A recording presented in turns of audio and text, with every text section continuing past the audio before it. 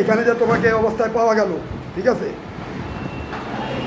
তোমাকে কারা আনছে এই বাসায়? এই বাসায় তো অবৈধ ব্যবসা চলে। বাসার লোক আমাকে নিয়ে আসছে, ছোটবেলা পৌঁছবে ফোনের মাধ্যমে আমার এইখানে নিয়ে আসছে, নিয়ে এসে আমার একের পর এক পুরুষে আমার টর্চার করতেছে, অত্যাচার করতেছে।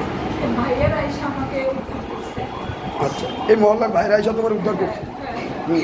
এখন এই ব্যবসা, এই যে তারা যে তোমাকে সারা রাত কি তোমাকে দিয়ে টর্চারিং করছে?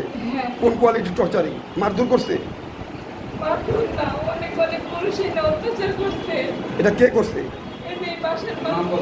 এই বাসার হ্যাঁ, সারোয়ার ভাই নিয়ে আসো।